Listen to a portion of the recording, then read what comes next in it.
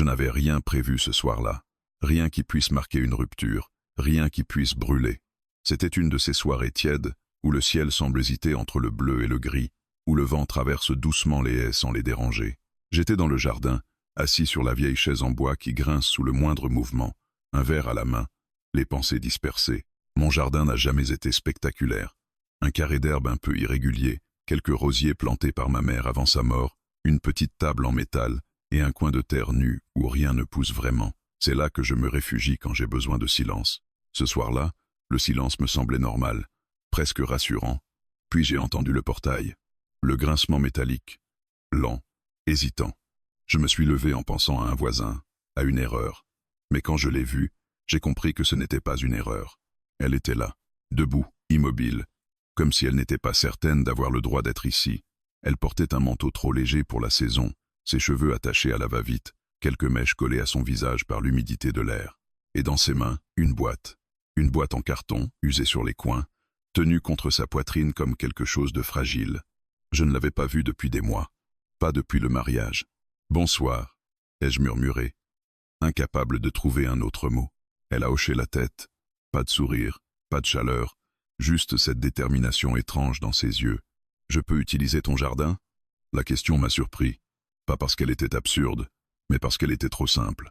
Pourquoi faire? Elle a baissé les yeux vers la boîte. Juste, un moment, je ne sais pas pourquoi j'ai accepté sans insister. Être parce qu'elle n'aurait jamais été là si ce n'était pas important. Être parce qu'une partie de moi attendait toujours qu'elle revienne, même sans savoir pourquoi. Je me suis écarté. Elle a traversé l'herbe lentement, comme si chaque pas pesait plus lourd que le précédent. Elle s'est arrêtée près du coin de terre nue, celui où rien ne pousse, celui où la terre est sèche, presque grise. Elle a posé la boîte au sol. Le bruit du carton contre la terre a résonné plus fort que prévu. Je me suis approché prudemment, pas trop près, assez pour voir ses mains trembler légèrement lorsqu'elle a soulevé le couvercle. À l'intérieur, il y avait des photos, des centaines, être. Je les ai reconnues immédiatement. La robe blanche, le sourire large, les fleurs, les regards complices, les promesses silencieuses capturées par un photographe trop enthousiaste. Son mariage, mon estomac s'est serré. Je me suis souvenu de ce jour. Le soleil éclatant, les invités bien habillés, les rires, et moi, au fond, à applaudir comme les autres, à prétendre que tout allait bien. Elle a sorti la première photo. C'était celle où elle sortait de l'église, tenant la main de son mari, la tête légèrement inclinée vers lui, un sourire presque parfait. Elle l'a regardé longtemps. Je me suis attendu à ce qu'elle pleure. Elle ne l'a pas fait. À la place, elle a sorti une petite bouteille de son manteau, de l'essence. Le geste était méthodique, presque calme. Tu n'es pas obligé de... Ai-je commencé? Elle m'a coupé d'un regard, pas un regard en colère, un regard vide. C'est un seul mot. Elle a versé un filet d'essence sur la photo. L'odeur s'est répandue immédiatement, agressive, tranchante. Elle a pris un briquet de sa poche. J'aurais pu l'arrêter. J'aurais pu lui dire que ce n'était qu'un moment de colère, que brûler des photos ne change rien, que les souvenirs restent. Mais je n'ai rien dit. La flamme est apparue, petite, fragile. Elle a hésité une fraction de seconde avant de toucher le papier. Puis le feu a pris. La photo s'est recroquevillée sur elle-même. Les visages ont commencé à se tordre, à noircir. Son sourire parfait s'est fissuré, puis a disparu dans une lueur orange. Elle ne détournait pas les yeux. Moi non plus. Une deuxième photo, puis une troisième. À chaque fois, le même rituel. Un filet d'essence, une flamme, une transformation. Je sentais la chaleur sur mon visage, le crépitement sec du papier qui brûle, l'odeur du passé en train de se consumer. Il m'a menti, a-t-elle dit soudainement. Sa voix était stable, trop stable. Je n'ai pas demandé comment, ni pourquoi, depuis combien de temps. Ai-je fini par murmurer. Elle a haussé les épaules, assez longtemps pour que tout ça ne veuille plus rien dire. Elle a brandi une autre photo, celle du premier baiser sous les applaudissements. Regarde-nous, a-t-elle soufflé. Je n'ai pas voulu regarder, mais je l'ai fait. Je me souvenais de ce moment, de la manière dont elle avait fermé les yeux, comme si elle voulait figer l'instant. Je me souvenais m'être demandé si elle pensait à moi. Juste une seconde. La photo a brûlé plus vite que les autres. Le vent s'est levé légèrement, attisant les flammes. Les cendres se sont envolées dans l'air, légères, presque belles. Elle a laissé tomber la photo suivante, sans même la regarder. J'ai cru que je pouvais aimer comme ça. Je n'ai pas compris immédiatement ce qu'elle voulait dire. Comme quoi? Elle a posé les yeux sur moi pour la première fois depuis qu'elle était arrivée, comme si ça suffisait. Le feu éclairait son visage. Les ombres dansaient sur ses joues. Elle avait l'air différente, plus dure, plus fragile à la fois. Pourquoi ici? Ai-je demandé. La question me brûlait plus que les flammes. Elle a inspiré profondément. Parce que tu es le seul endroit où je me suis toujours senti en sécurité. Ces mots ont frappé plus fort que je ne l'aurais imaginé. Je n'ai pas su quoi répondre. Une autre photo a été jetée dans le brasier, celle où elle lançait son bouquet. On y voyait son rire, éclatant, libre. Le feu a dévoré ce rire. Elle s'est accroupie, plus près des flammes. J'avais besoin que ça disparaisse, pas dans une poubelle, pas dans un tiroir, disparaître vraiment. Je me suis avancé d'un pas. Et après, elle a levé les yeux vers moi. Après, je ne sais pas. Le silence est retombé entre nous, seulement troublé par le crépitement du feu. La boîte se vidait. Chaque photo était un fragment d'un rêve, chaque flamme une rupture. Je sentais en moi une lutte étrange. Une part de moi souffrait pour elle. Une autre, honteuse, ressentait quelque chose de différent. Pas de la joie, mais une ouverture, une possibilité. Je détestais cette pensée. Elle a sorti la dernière photo, celle où elle était seule, assise sur un banc, sa robe étalée autour d'elle comme une mer blanche. Elle souriait doucement, loin du tumulte. Elle l'a observée longtemps, très longtemps. Ses doigts ont tremblé pour la première fois. Celle-ci, a-t-elle murmuré, c'est celle que je préférais. Je me suis accroupi à côté d'elle, sans la toucher, juste assez près pour sentir la chaleur de son corps mélangée à celle du feu. Tu n'es pas obligé de brûler toutes les versions de toi, ai-je dit doucement. Elle a fermé les yeux, puis elle a approché la photo des flammes. Le feu a léché le coin du papier. Lentement, délicatement, son visage sur l'image a commencé à noircir. Elle a regardé jusqu'à ce qu'il ne reste plus rien qu'un contour sombre. Quand la dernière photo est devenue cendre, elle est restée immobile, les mains vides, le feu diminuait doucement. La nuit était tombée sans que je m'en rende compte. Voilà, a-t-elle dit. Sa voix était différente maintenant, plus légère. Ou peu, être plus vide. Je me suis levé, puis je lui ai tendu la main pour l'aider à se relever. Elle l'a prise. Son contact m'a traversé comme un souvenir ancien. Nous sommes restés là, côte à côte, à regarder les dernières braises rougir, dans l'obscurité. Je ne savais pas ce qui allait suivre. Je ne savais pas si elle pleurait, si elle partirait, si elle resterait. Mais je savais une chose. Quelque chose venait de finir. Et quelque chose d'autre, invisible encore, venait de commencer. Le feu avait presque disparu. Il ne restait plus que des braises rouges sombres, respirant lentement dans la nuit comme un cœur fatigué. L'odeur du papier brûlé flottait encore dans l'air, mêlée à celle de l'essence. Une odeur âcre, persistante, qui s'infiltrait dans les vêtements et dans la mémoire. Elle n'avait pas bougé. Ses yeux fixaient l'endroit exact où la dernière photo s'était consumée, comme si elle attendait que quelque chose remonte des cendres. Une explication, une justification, ou peut être une excuse. Je ne savais pas quoi dire. Les mots me semblaient inutiles, trop petits pour ce qui venait de se produire. « Tu vas rester longtemps comme ça ?» ai-je fini par demander doucement. Elle a expiré lentement, sans me regarder. Je crois que je viens seulement de comprendre que c'était réel. Quoi? Elle a fermé les yeux une seconde. Que c'est fini. Ce n'était pas la colère qui parlait, ni la tristesse. C'était une lucidité brutale. Je me suis assis sur la chaise en bois. Elle est restée debout quelques secondes encore, puis elle s'est laissée tomber sur l'herbe. Ses jambes repliées contre elle, les bras autour des genoux, comme quelqu'un qui cherche à retenir quelque chose à l'intérieur. Le silence s'est installé entre nous, mais ce n'était plus le même que tout à l'heure. Celui-ci était chargé, plein de souvenirs que nous n'avions jamais affrontés. Je l'ai regardée à la lumière tremblante des braises, et malgré tout ce qu'elle venait de brûler, je ne voyais pas une femme détruite. Je voyais quelqu'un qui avait tenu trop longtemps. Depuis quand tu le sais? Ai-je demandé. Elle a laissé échapper un rire sans joie. Depuis quand il me trompe? Je n'ai pas répondu. Depuis 6 mois. 6 mois. 6 mois à sourire, à poster des photos, à inviter des amis, à prétendre. Je me suis senti idiot de n'avoir rien vu. Pourquoi tu n'as rien dit? Elle a tourné la tête vers moi. À qui? La question m'a frappé. À moi. Elle aurait pu me le dire à moi, mais je ne l'ai pas formulé. Elle a continué, plus bas. Tu te souviens quand je t'ai appelé un soir, 2 semaines après le mariage? Je me souvenais. Très bien. Elle m'avait dit qu'elle voulait prendre des nouvelles. Sa voix était étrange, mais je m'étais forcé à croire que c'était juste la fatigue des préparatifs. J'ai failli te le dire ce soir-là, a-t-elle murmuré. Mon cœur s'est serré. Qu'est-ce qui t'a arrêté? Elle a haussé les épaules. Toi. Je l'ai fixé, incapable de comprendre. Tu avais l'air distant, poli, comme si tu avais enfin accepté. Je n'avais pas accepté. J'avais appris à me taire. Je ne voulais pas te mettre dans une position bizarre, a-t-elle ajouté.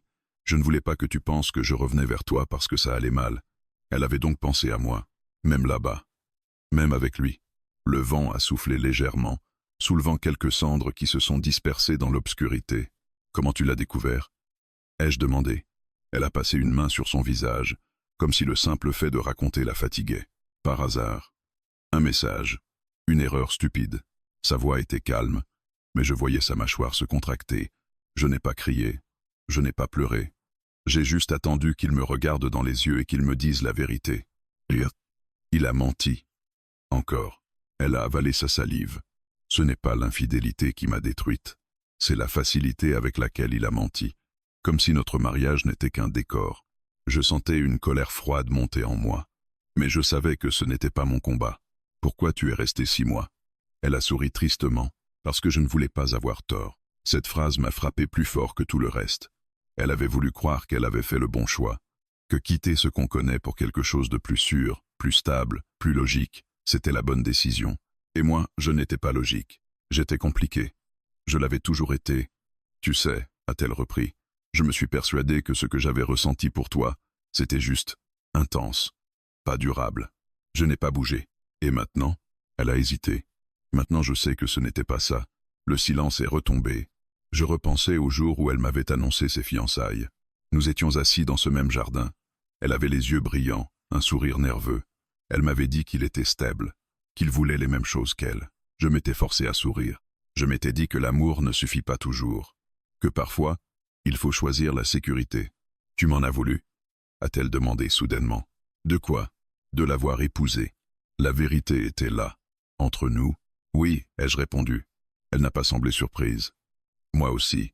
Je m'en ai voulu. Ces mots ont créé une fissure en moi. Pourquoi? Elle m'a regardé droit dans les yeux.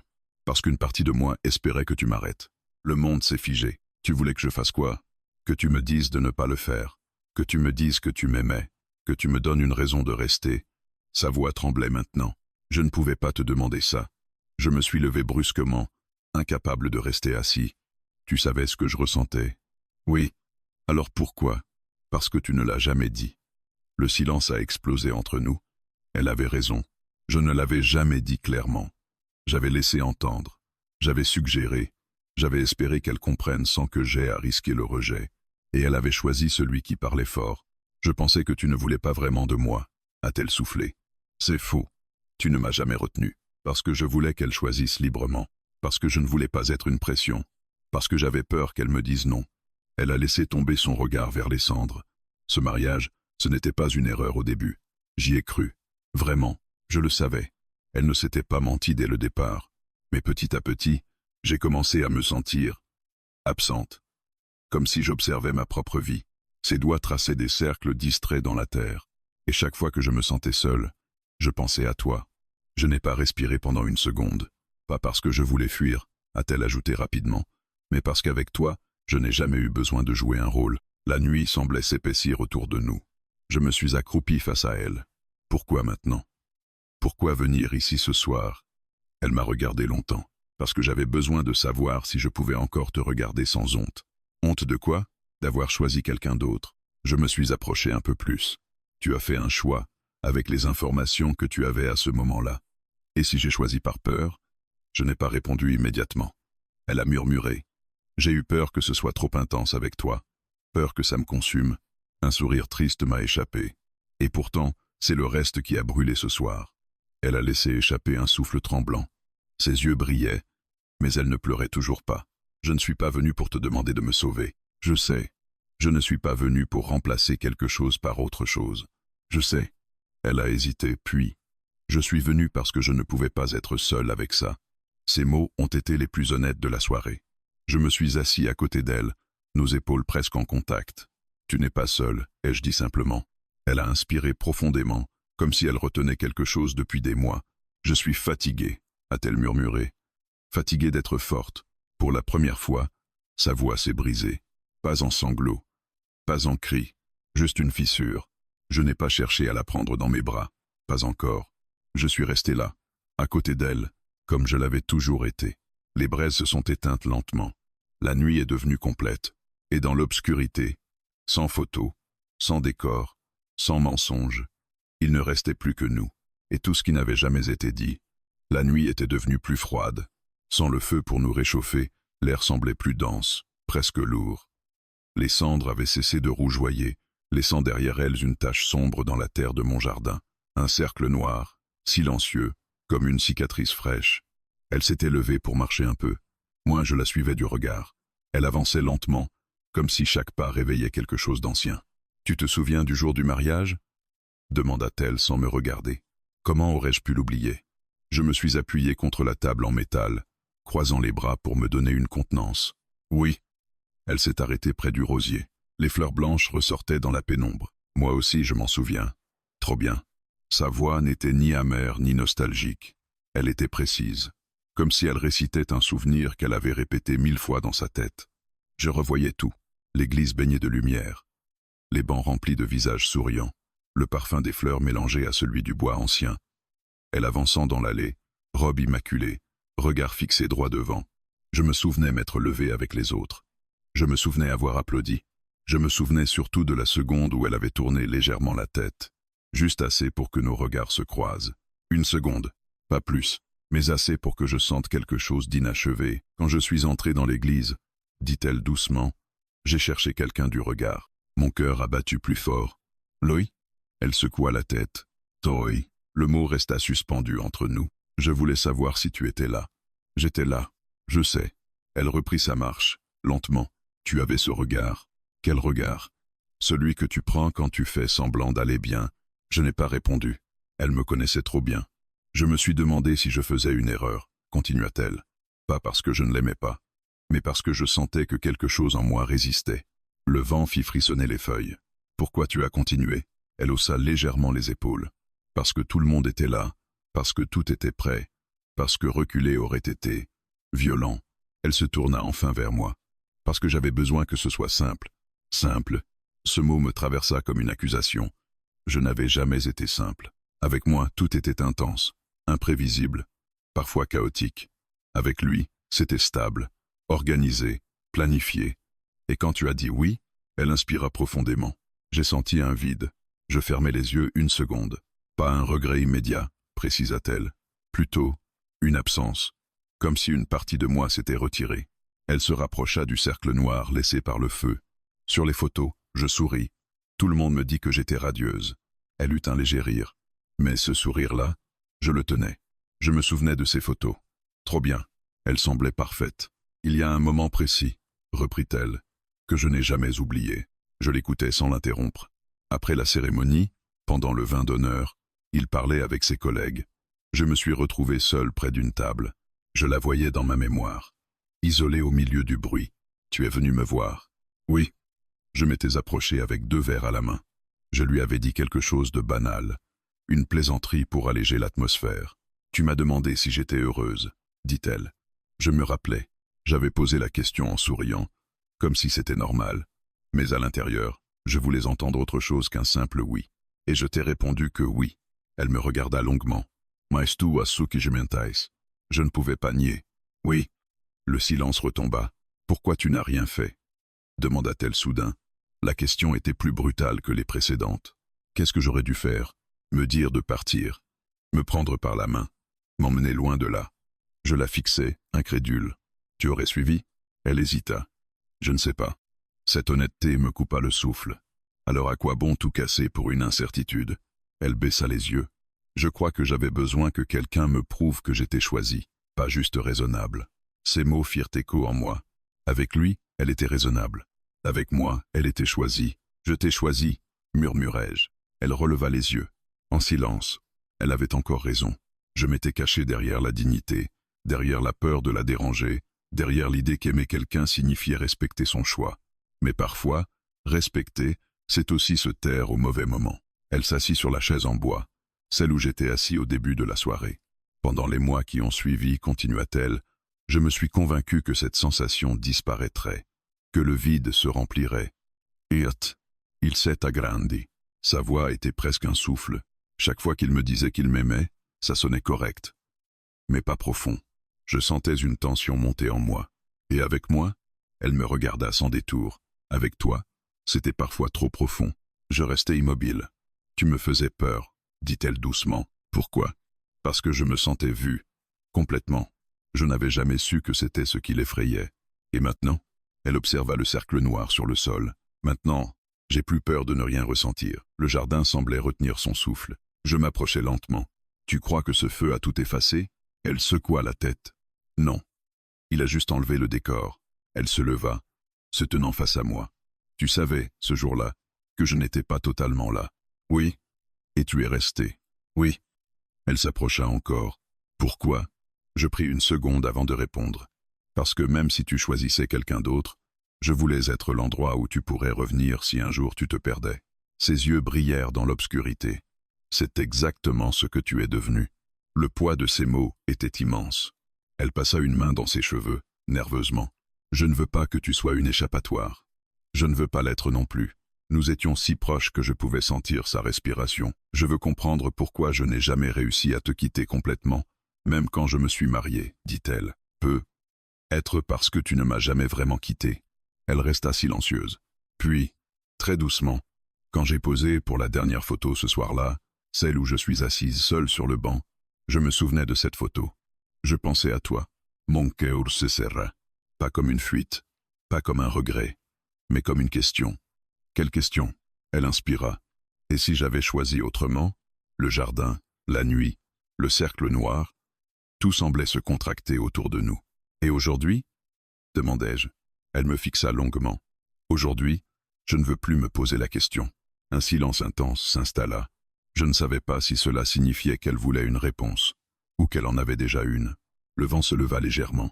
Elle frissonna. Je retirai ma veste et la posai sur ses épaules. Elle ne protesta pas. Ses doigts frôlèrent les miens en ajustant le tissu. Ce contact était simple, mais chargé de tout ce que nous n'avions jamais vécu. Elle leva les yeux vers moi. Je ne te promets rien.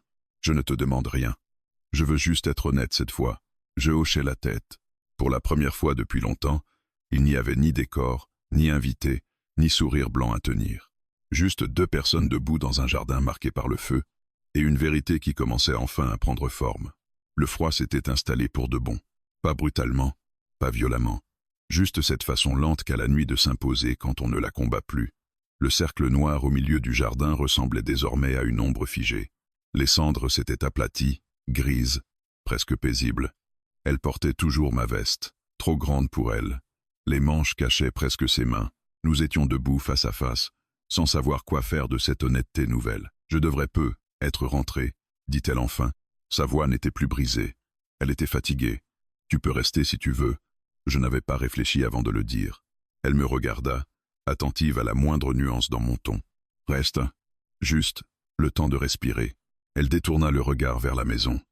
Les fenêtres sombres. La lumière du salon encore allumée. Je ne veux pas compliquer les choses. Je laissai échapper un souffle léger. Elles l'ont toujours été. Un silence s'installa, mais cette fois il n'était pas lourd. Il était vrai. Elle s'approcha du cercle noir et s'accroupit, passant doucement ses doigts dans la terre refroidie. Tu crois que ça change quelque chose? Le feu? Elle hocha la tête. Oui. Je réfléchis un instant.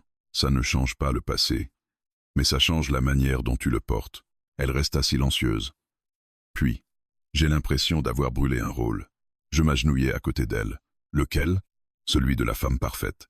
Celle qui tient bon. Celle qui ne doute pas. Elle leva les yeux vers moi. J'ai été forte trop longtemps. Je la regardais attentivement. Elle ne cherchait plus à impressionner. Elle ne cherchait plus à se justifier. Elle parlait simplement. Tu n'as pas besoin d'être forte ici, dis-je doucement. Elle avala sa salive. C'est justement ça qui me fait peur. Je fronçai légèrement les sourcils. Pourquoi? Parce que si je baisse la garde, je ne sais pas ce qui va sortir. Je comprenais. On peut survivre des mois en serrant les dents, mais le relâchement est parfois plus effrayant que la douleur elle-même. Elle se releva lentement. Quand j'ai découvert la vérité, je ne me suis pas effondré. Je me suis organisé. Organisé? Avocace. Discussion. Conditions. J'ai tout fait proprement. Calmement. Elle eut un sourire ironique. J'ai été admirable. Le sarcasme ne masquait pas la fatigue.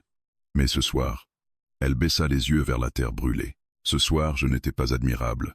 Je m'approchai un peu plus. Non, tu étais honnête. Elle resta immobile. Et ça te fait quoi, à toi? La question me surprit. Quoi donc? Me voir comme ça. Sans façade, sans alliance, sans certitude. Je pris le temps de répondre. Ça me fait peur aussi. Elle sembla étonnée. Peur de quoi?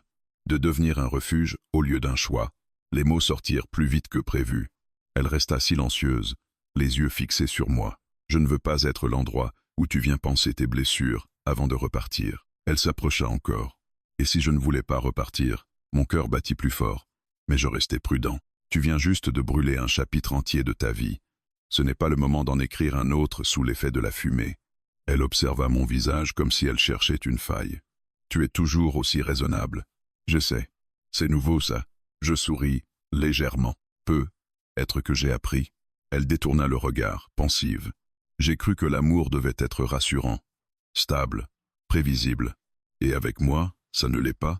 Elle me fixa sans hésiter. Non. Un battement. Avec toi, c'est vivant. Ce mot me toucha plus que je ne l'aurais admis. Le vent se leva un peu plus fort, soulevant quelques feuilles mortes. Elle frissonna malgré la veste. Viens à l'intérieur, proposai-je. Elle hésita. Juste pour te réchauffer. Rien de plus. Elle acquiesça finalement. Nous entrâmes dans la maison. La chaleur douce du salon contrastait avec le froid extérieur. Elle s'arrêta au milieu de la pièce, observant les lieux comme si elle les découvrait pour la première fois. Pourtant, elle connaissait cet endroit. Elle y avait ri, parlé pendant des heures, rêvé à voix haute. Rien n'a changé ici, murmura-t-elle. C'est... Elle me regarda. Quoi? Moi. Elle s'approcha du canapé et s'assit lentement. Je restai debout un instant avant de m'asseoir en face d'elle. La distance était mesurée. Volontaire. Je ne veux pas me précipiter, dit-elle calmement. Moi non plus. Mais je ne veux plus fuir non plus. Ses doigts jouaient avec le bord de la manche trop longue. Quand j'étais avec lui, je pensais souvent à cette maison, à ce jardin. Je gardais le silence. Pas parce que je voulais te tromper émotionnellement, mais parce qu'ici, je n'avais jamais besoin de prouver quoi que ce soit. Tu n'as rien à prouver maintenant non plus. Elle leva les yeux vers moi. C'est ça qui me désarme. Je sentais la tension entre nous. Pas une tension de conflit, une tension de vérité. Je ne veux pas que tu me choisisses parce que je suis confortable, dis-je doucement. Tu ne l'es pas. Un sourire discret apparut sur mes lèvres. Alors quoi? Elle réfléchit. Tu es l'endroit où je me sens entière. Même quand ça fait peur. Ces mots auraient pu me faire céder. Mais je savais qu'il fallait rester lucide. Tu dois te retrouver seule d'abord. Elle hocha la tête lentement. Je le sais. Un silence s'installa. Plus calme. Plus posé. J'ai brûlé les photos. Mais je n'ai pas brûlé mes erreurs, dit-elle. On ne peut pas. Alors, qu'est-ce qu'on en fait? Je la regardai attentivement. On apprend. Elle soupira doucement. J'ai appris que le confort n'est pas la même chose que la paix. Et que la peur n'est pas la même chose que le danger. Elle esquissa un sourire. Tu as toujours été douée pour les phrases comme ça. J'ai eu du temps pour les penser. Elle s'enfonça légèrement dans le canapé. Tu m'as attendu? La question était simple. Non. Elle sembla surprise. Mais je ne t'ai jamais remplacé non plus. Elle baissa les yeux. Pourquoi?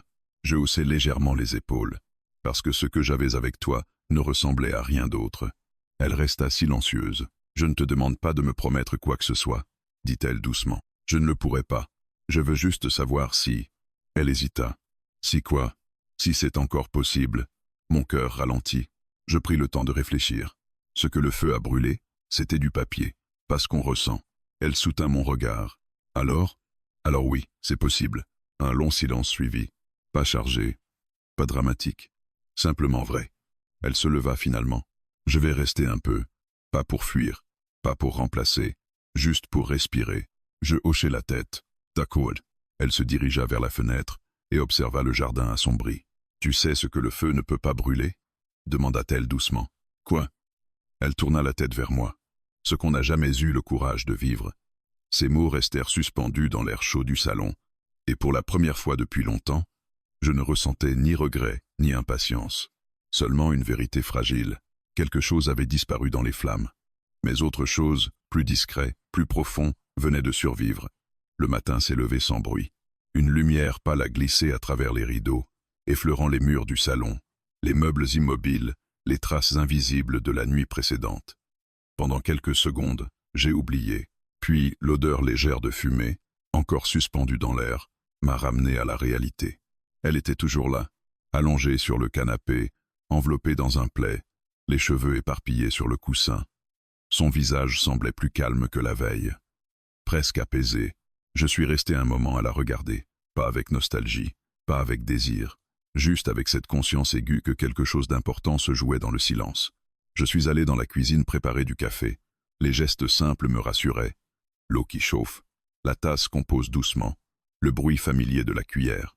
Quand je suis revenu, elle était assise, les yeux encore embrumés. « Bonjour », murmura-t-elle. Sa voix était plus douce que la veille, moins tendue. « Bonjour ». Je lui tendis une tasse. Elle la prit avec précaution, comme si elle craignait de la faire tomber. « J'ai rêvé que les photos brûlaient encore », dit-elle. « Ça arrive souvent, les lendemains de tempête. » Elle esquissa un sourire discret. Nous sommes restés silencieux quelques instants, chacun absorbé par ses pensées. Puis elle regarda vers la fenêtre. Le cercle noir dans le jardin était visible depuis le salon. Une marque nette sur l'herbe claire du matin. « Ça fait étrange, dit-elle. »« Quoi donc ?» ?»« De voir les traces. » Je hochai lentement la tête. Les décisions laissent toujours des traces, même quand elles sont nécessaires.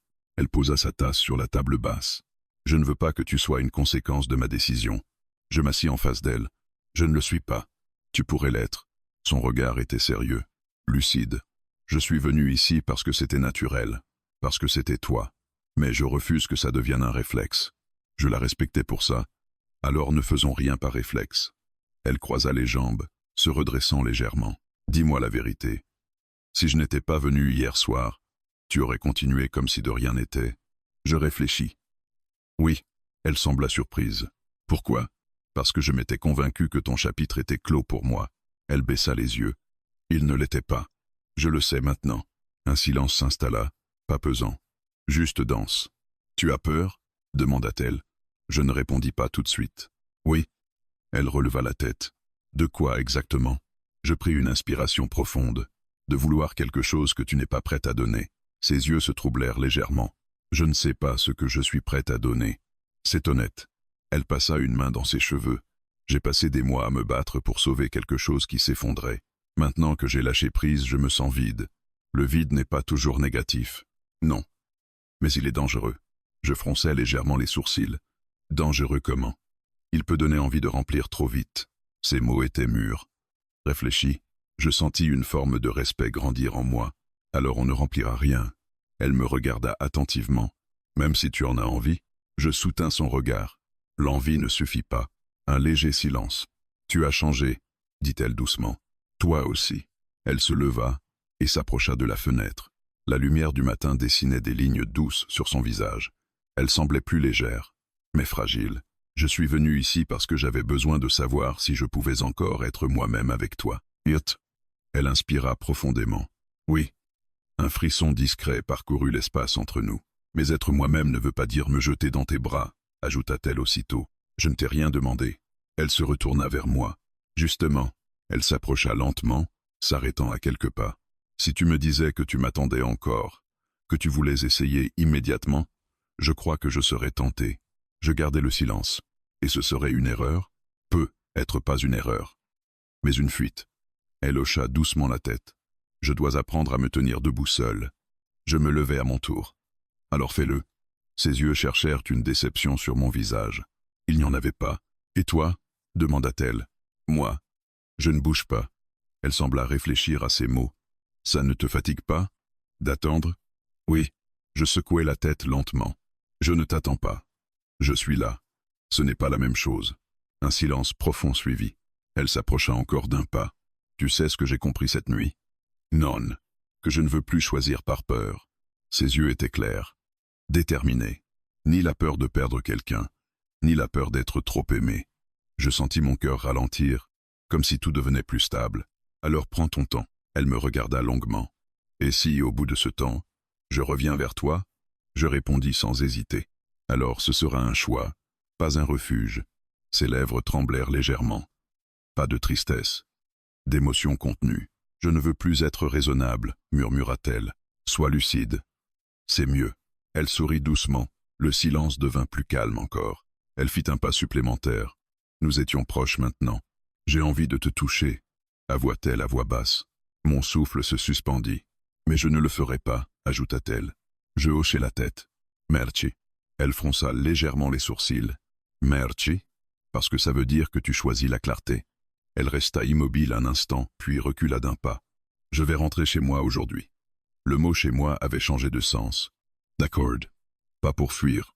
Je sais. Pour reconstruire. Je la regardai attentivement. Tu peux revenir quand tu veux.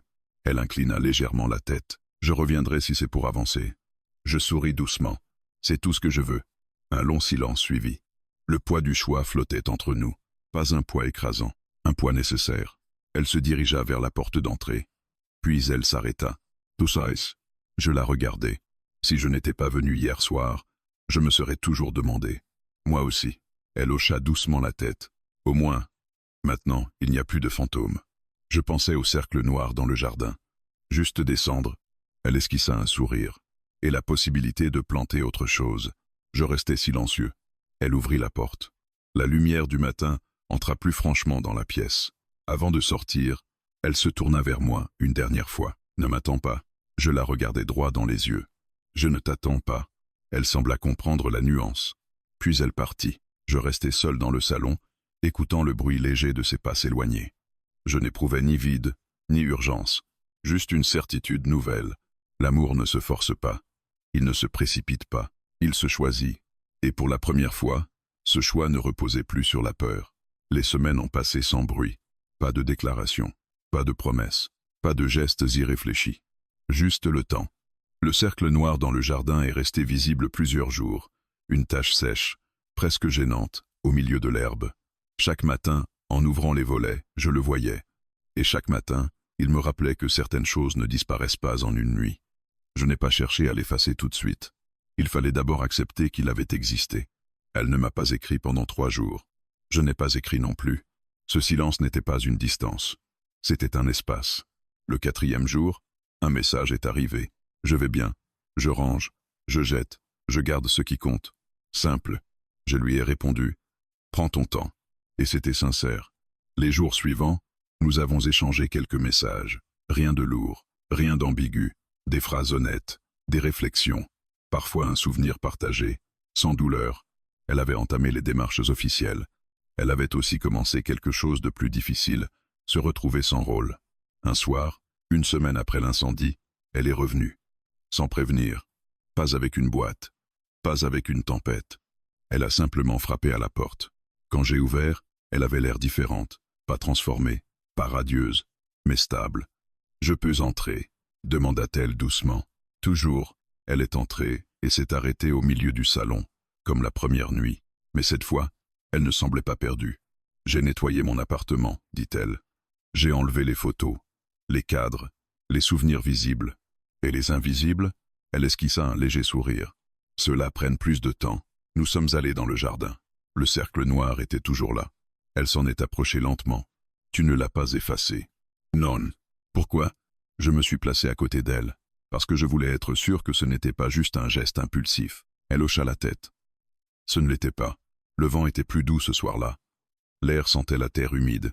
Elle s'accroupit près de la tache sombre. « Tu sais ce que j'ai compris ces derniers jours. Dis-moi. » Elle passa ses doigts sur la terre. « Que je n'ai pas perdu un mariage. J'ai perdu une illusion. » Je restais silencieux. Et c'est plus difficile à accepter, parce qu'on s'accroche plus aux illusions qu'aux réalités. Elle acquiesça. « Oui. » Elle se relèva. « Je ne suis pas venu pour recommencer quelque chose. Je ne fus pas surpris. Je suis venu pour voir si je pouvais être ici sans me sentir coupable. » Je la regardai attentivement. « Hirt. » Elle inspira profondément. « Oui. » Ce simple mot avait changé de poids depuis le mariage. Il ne sonnait plus comme une promesse faite pour rassurer les autres. Il sonnait comme une vérité choisie. Je m'approchai un peu. « Tu as peur ?» Elle réfléchit. « Moins. » De moi, elle secoua la tête. De moi-même. Je comprenais. Je ne veux plus me trahir pour que tout paraisse stable, dit-elle. Alors ne le fais pas. Un silence doux s'installa. Elle me regarda longuement. Et toi, tu es sûr de vouloir être là? La question était légitime. Oui, même si je vais avancer lentement, surtout si tu avances lentement.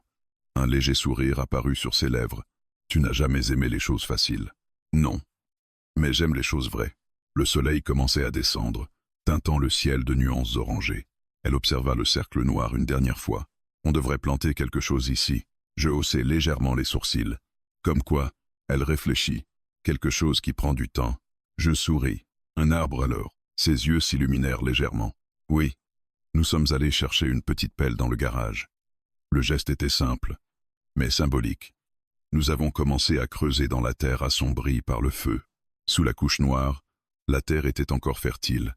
Elle s'arrêta un instant, observant la profondeur du trou.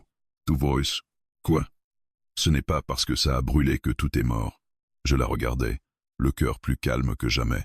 Nous avons planté un jeune arbre, un érable que j'avais acheté des mois plus tôt sans savoir où le mettre.